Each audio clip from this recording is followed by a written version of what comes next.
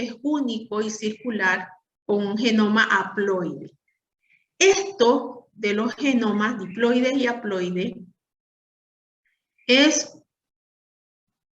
lo que nos indica a nosotros de qué manera se maneja la información en la célula bacteriana versus la célula eucariótica, que nosotros ustedes lo han visto con anterioridad. En el caso de la replicación, perdón, de la transcripción y la traducción del material genético se da en tiempos separados en la célula procariota. Sin embargo, en la célula eucariótica, perdón, en la célula procariota se da al mismo tiempo la replicación del material genético. La transcripción y la traducción se da al mismo tiempo.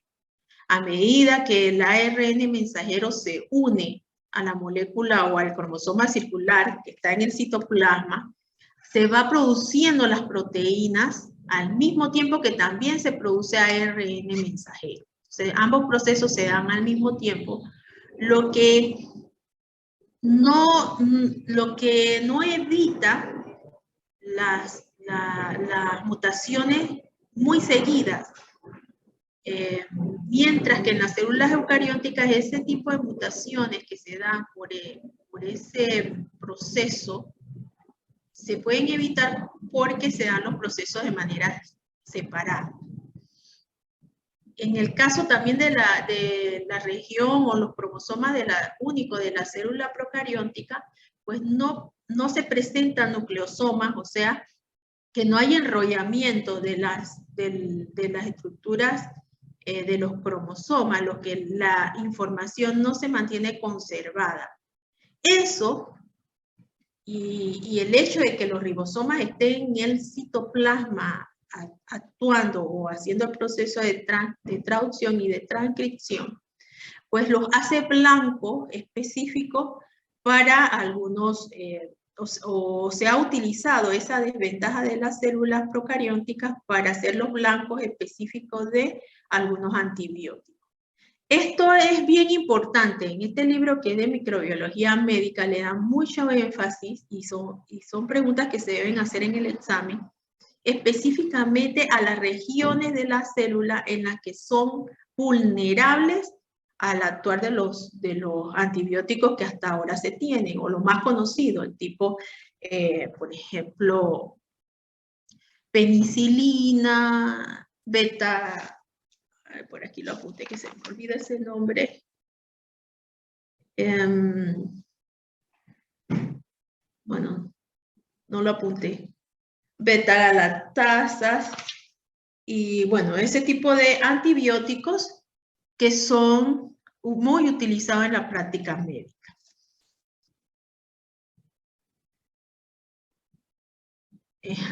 Presente, pues ya habíamos visto en el dibujito anterior que las mitocondrias están presentes en las células eucarióticas, pero que no están en las células procarióticas.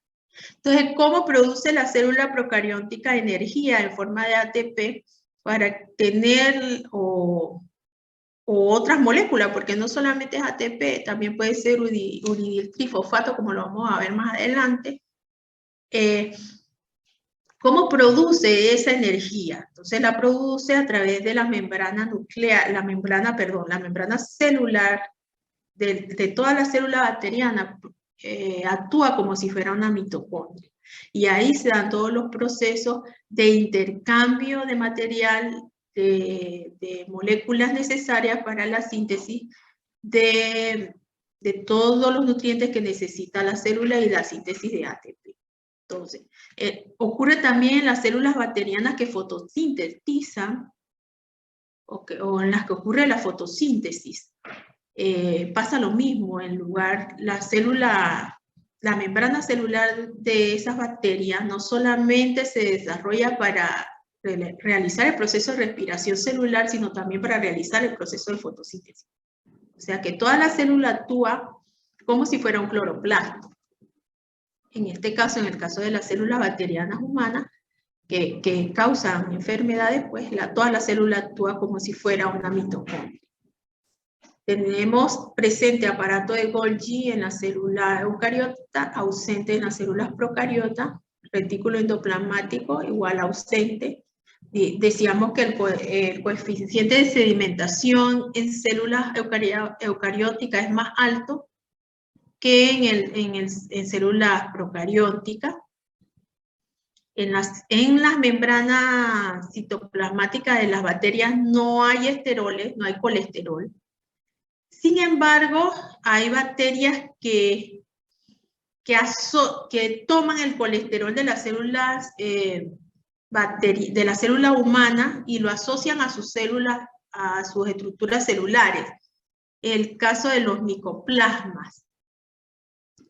Hay pared celular en hongos y plantas, aquí no pusieron plantas, pero en hongos y plantas, y en el caso de las células bacterianas sí hay pared celular, pero está formada por proteínas, lípidos y peptidoglucanos. La reproducción sexual y asexual en células eucarióticas, asexual por fisión binaria en células procarióticas. Aunque vamos a ver, aunque yo les hablé hace un ratito de que hay un intercambio genético, un intercambio de material genético a través de los finisexuales, ese intercambio de material genético no implica la terminación del ciclo celular, por lo tanto la iniciación del proceso de división celular, sino que se da el intercambio genético y entra el plásmido a la célula, pero la célula sigue con su proceso vital. Hasta que ocurre la división celular, es que no se da la transcripción del ADN, la duplicación, perdón, del ADN, y entonces, por lo tanto, la producción de células hijas. Entonces, todavía, aunque son los primeros indicios de reproducción sexual, todavía no podemos hablar de reproducción sexual porque no es la entrada de los plásmidos a la célula lo que indica que debe haber división celular o reproducción en la célula. Entonces, vemos una comparación de la pared celular de bacterias gram positivas y gram negativas. ¿Por qué es tan importante entender la estructura de las células, de la pared celular de las bacterias? Bueno, la estructura de la pared celular de la bacteria ha sido utilizada para muchas cosas. Ha sido utilizada como puntos claves para el actuar de varios antibióticos. También ha sido utilizada para ver o para visualizar en el microscopio o hacer un primer análisis o diagnóstico de lo que se tiene.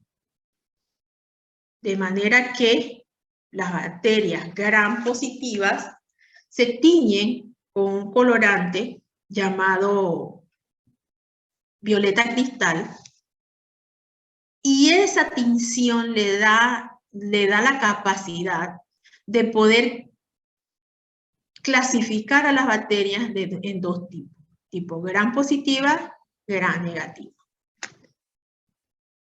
Las bacterias gram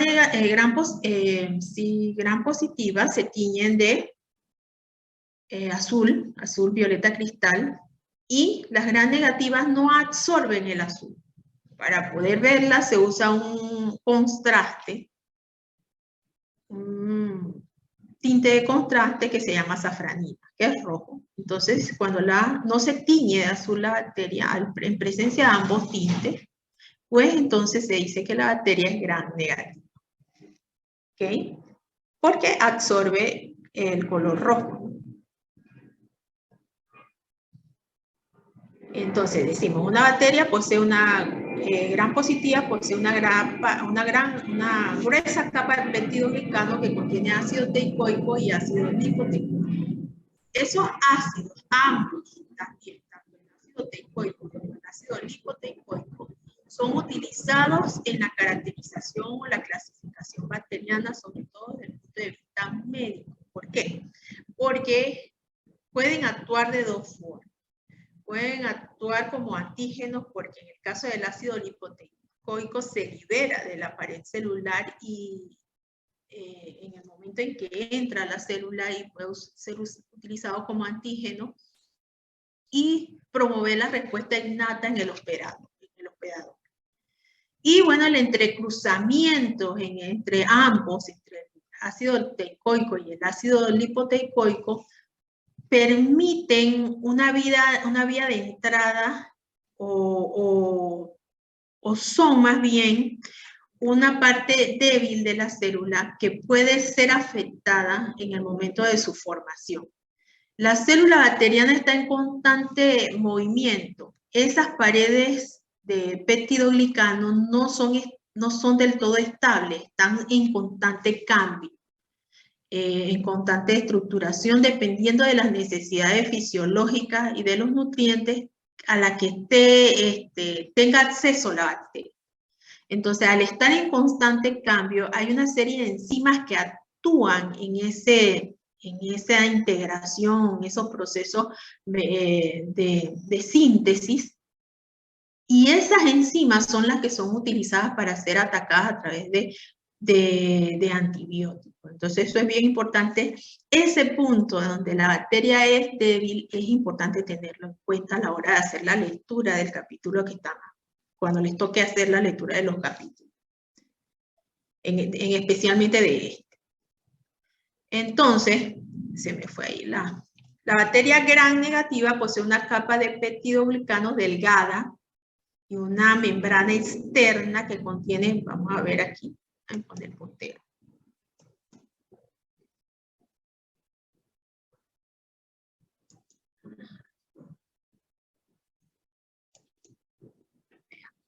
Entonces nos dice, posee una capa de peptidoglicano delgada, es esta que vemos aquí en azulito, delgadita, que está por arriba de la membrana plasmática, especialmente en el espacio periplasmático. Nos acordamos de nuestras clases de biología en que la membrana plasmática es una membrana de bicapa constituida por grupo fosfato y de grupos fosfatos y de lípidos. Los grupos fosfatos son hidrofílicos y los lípidos son hidrofóbicos. Que esa membrana está atravesada por proteínas transportadoras que llevan de un lado a otro nutrientes o permiten la entrada y salida de material que la célula necesita para ensamblar esta membrana que vemos aquí arriba.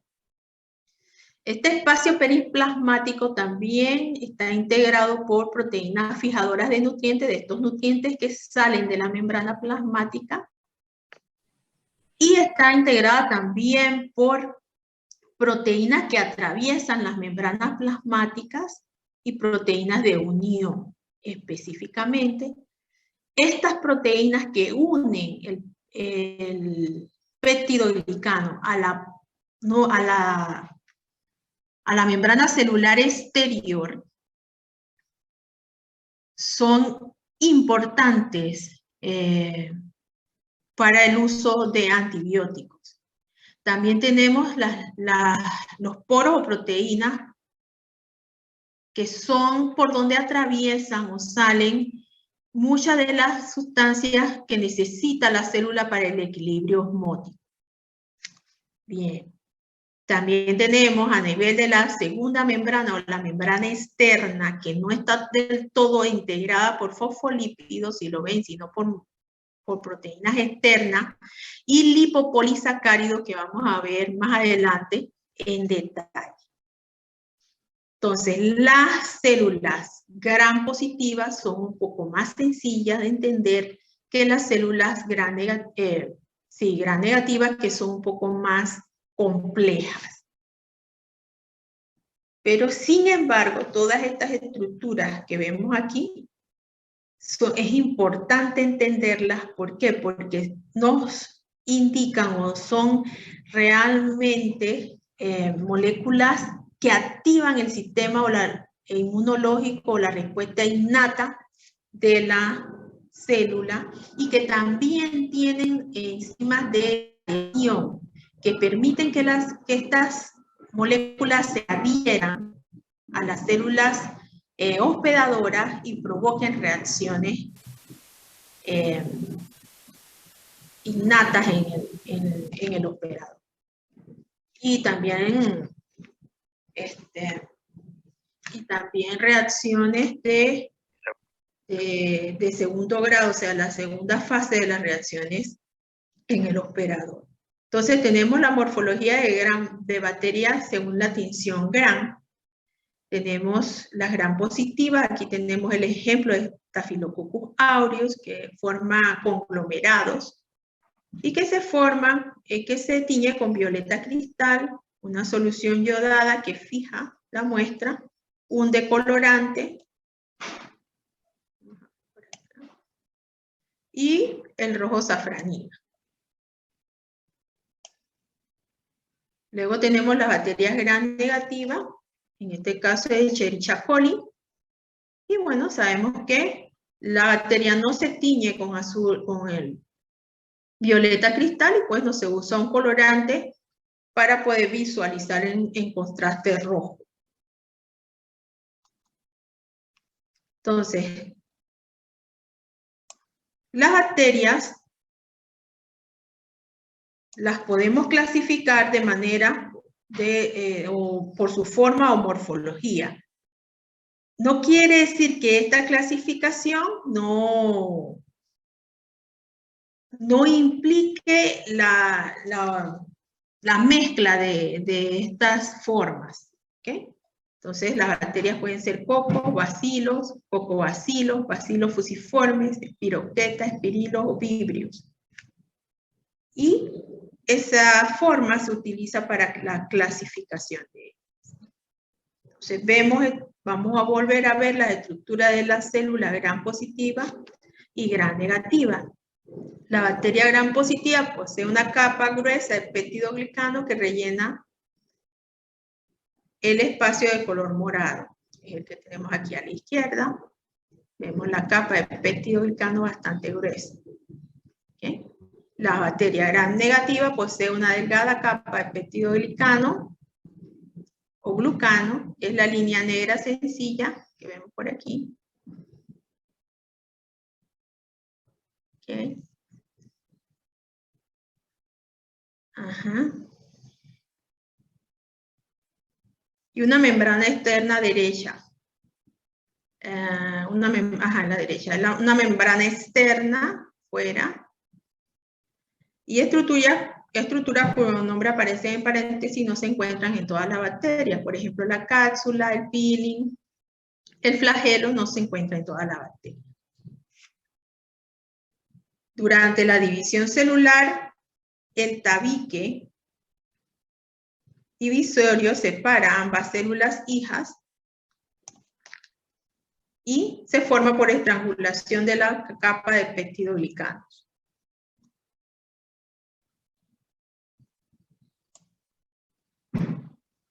Veamos la membrana, las estructuras de la membrana bacteriana. Pues tenemos la membrana plasmática formada por fosfolípidos, proteínas y enzimas, y cuya función es la contención, generación de energía y potencial de membrana y transporte. Todas las estructuras que vimos, por ejemplo, para ver el potencial de membrana, están las estructuras de membrana que atraviesan la membrana y que son poros. Y bueno, las membranas de transporte o las proteínas de transporte que generalmente atraviesan la membrana celular o están en la superficie de la membrana. Tenemos los peptidoglicanos, que son cadenas de ácido glutámico y ácido murámico entrecruzados por un puente peptídico.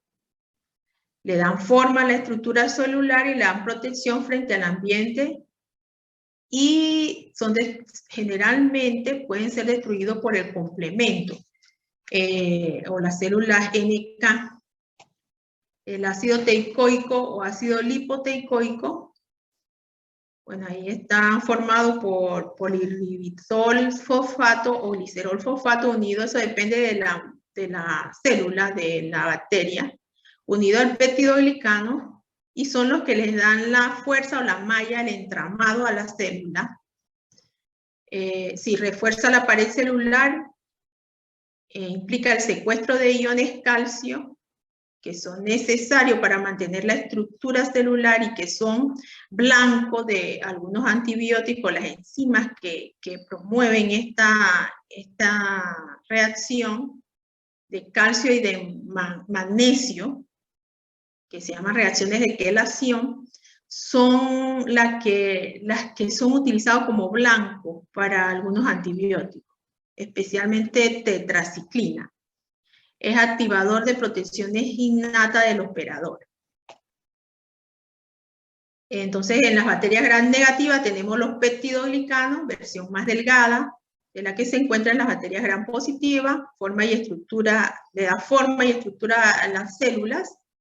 Tenemos el espacio periplasmático, donde están las enzimas implicadas en el transporte y degradación y la síntesis de moléculas, de esas moléculas que van a componer especialmente los peptidoglicanos y las cadenas esas que ustedes vieron al final, que son los lipopolisacáridos. Las proteínas, los canales de porina, que permiten la entrada de moléculas hidrofilias especialmente y restringen algunos antibióticos. Tenemos dispositivos secretores que son importantes porque liberan proteínas a través de la membrana, incluyendo factores de virulencia. O sea que esos dispositivos son donde se segregan las endotoxinas. La lipoproteína o unión de membranas externas al peptidoglucano, y son también muy importantes porque tienen una región que se llama lipidoa, que también genera mucha reacción en el operador. Tiene un polisacárido central y un antígeno O que también se une a los receptores de membrana de las células dentísticas y también a los macrófagos, y eso hace que se potencie la respuesta innata en el operador. Ajá.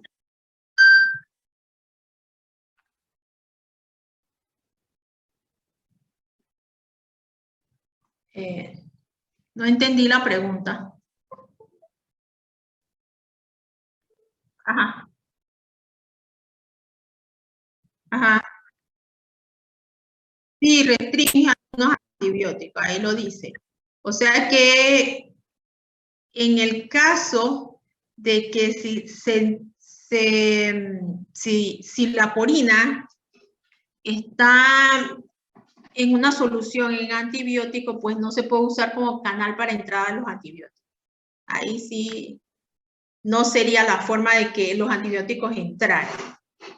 Entonces, lo que se hace en ese caso es que los antibióticos, cuando lo que se quiere es que entren a la membrana o que tengan una acción sobre las moléculas que constituyen la membrana celular, porque eso es lo que se busca, que la célula deje de producir el peptidoglicano o alguna estructura de la membrana celular. Entonces lo que se actúa sobre las enzimas que median la producción de esos enlaces o de esas moléculas.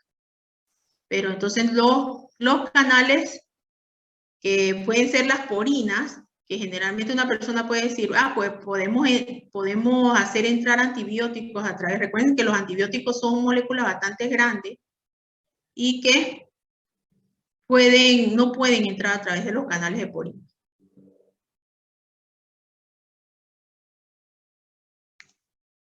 ¿Ok?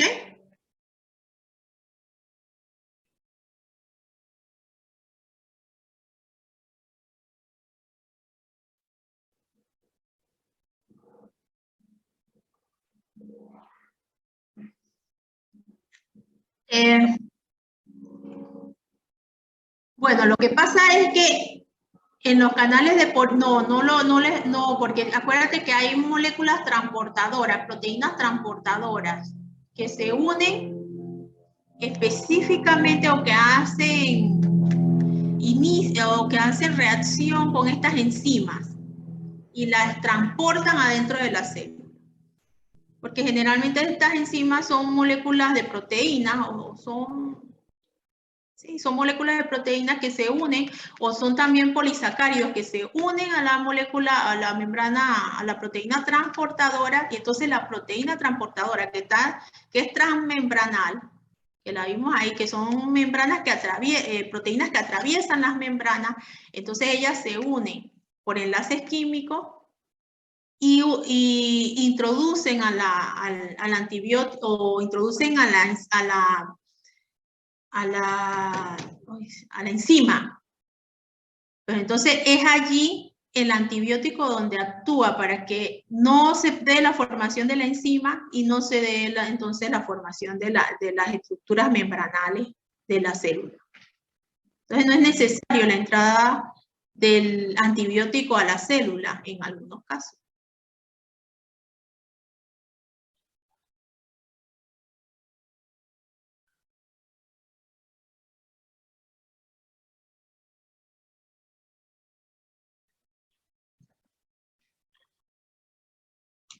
Exacto, entra específicamente. La pregunta es cómo entra el antibiótico a través de la membrana si no entra por las purinas. Esa es la pregunta.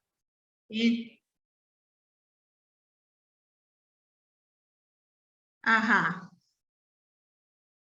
Debe entrar a través de las membranas transportadoras. No hay otra vía de entrada. Tiene que ser a través de las membranas, de las proteínas transportadoras. Y hasta llegar recuerden que la célula bacteriana no tiene núcleo. O sea que la forma de cómo entra el antibiótico a la célula. No tiene núcleo, o sea, tiene que traspasar la membrana nuclear. Entonces, en el caso de que si lo que el antibiótico busca es eliminar el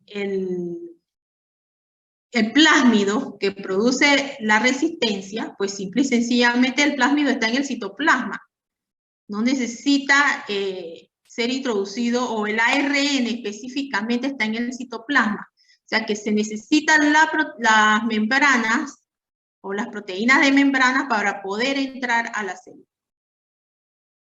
Porque el canal de porina restringe la entrada. ¿Y cómo sale? Debe salir de la misma forma que entra, debe salir.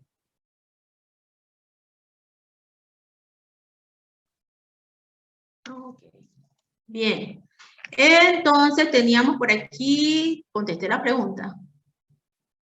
Lo ideal hubiera sido que tuviéramos un ejemplo, que pudiéramos ver un ejemplo de eso. A ver si lo consigo para la próxima clase y lo podemos ver cuando veamos bacteria gram negativa especial. Bueno, es que vamos a ver ejemplos, porque cuando veamos en específico, en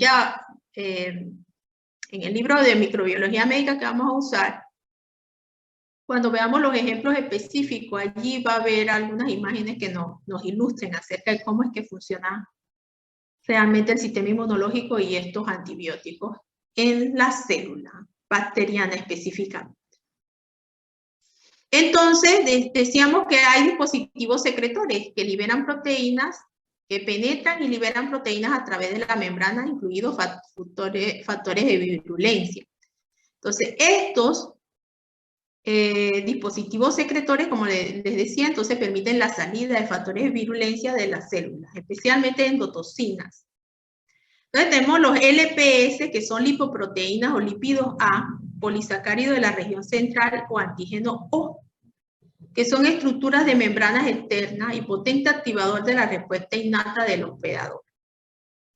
Tenemos los fosfolípidos con ácidos grasos saturados, que obviamente ya conocemos la función de los fosfolípidos, que permiten la entrada y salida de moléculas hidrofílicas, en el caso de la región del fosfato, y en el caso permite, en la región de los lípidos, permite que se integren a la membrana estas proteínas transmembranales que permiten la entrada y salida de nutrientes o el transporte, porque realmente lo que ellas se encargan es de ser el transporte de las moléculas del interior al exterior de la célula y viceversa.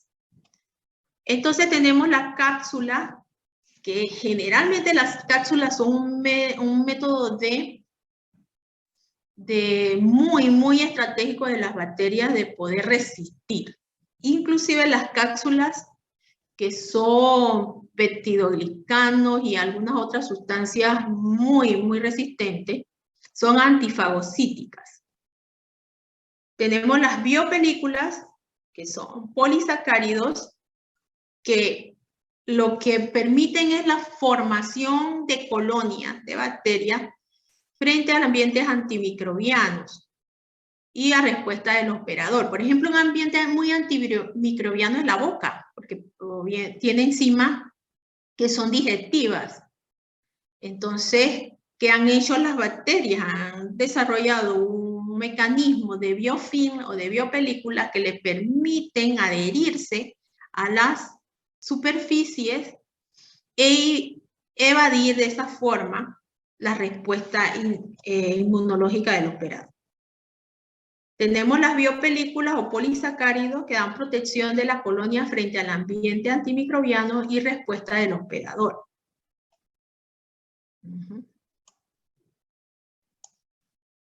Tenemos los peeling, que son lo que hemos visto hasta ahora, que permiten la adherencia, que tienen sustancias que se llaman pilina y adhesina, y que permiten la adherencia, sobre todo hasta ahora lo que he podido notar en los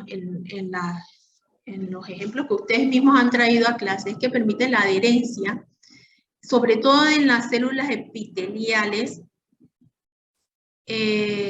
internas. Es especialmente, por ejemplo, el Escherichia coli,